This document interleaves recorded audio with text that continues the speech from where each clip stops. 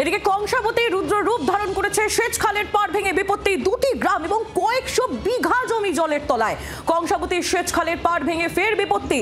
বাঁকুড়ার রায়পুর ব্লকের বহু অংশ জলের তলায়। স্থানীয় বাসিন্দারা তারা চরম দুর্ভোগে, চরম অনিশ্চয়তায়। কথা বলবো মৃত্যুঞ্জয় দাস, আমাদের প্রতিনিধি আমাদের সঙ্গে রয়েছেন। মৃত্যুঞ্জয়, কি পরিস্থিতি এখন ওই এলাকার?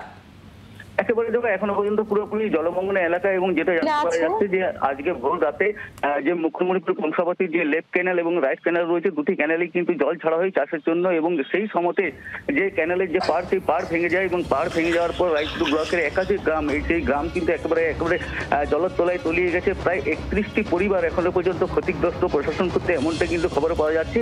এবং প্রায় 100 বিঘের উপরে যে জমি রয়েছে, সেই জমি কিন্তু একেবারে জলের তলায় তলিয়ে গেছে। এবং যে সমস্ত মানুষজন যারা ক্ষতিগ্রস্ত হয়েছে তা ইতিমধ্যেই কিন্তু সেখান থেকে সরিয়ে নিয়ে যাওয়া হয়েছে এবং স্থানীয় যে আইসিডিএস সেন্টার বা স্কুলগুলি রয়েছে সেখানে তাদেরকে আপাতত অস্থায়ীভাবে তাদেরকে সেখানে আশ্রয় দেওয়া হয়েছে এবং তাদের খাওয়া দাওয়ার পক্ষ থেকে নেওয়া হয়েছে।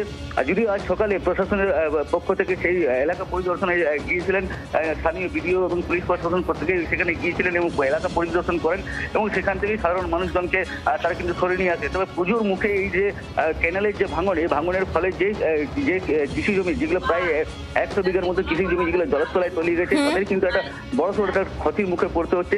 কারণ এই যে ক্যানেল ভাঙার যে ঘটনা, এই ঘটনা কিন্তু এই প্রথমবার নয়। এর আগেও আমরা দেখেছিলাম রায়পুর বারবার ওই এলাকায় একই ঘটনার পুনরাবৃত্তি এবং স্থানীয় বাসিন্দারা যা অভিযোগ করছেন প্রশাসনের তরফ থেকে যথাযথ ব্যবস্থা নেওয়া হচ্ছে না। ধন্যবাদ মৃত্যুঞ্জয়, তুমি পরিস্থিতি থেকে নজর রাখো।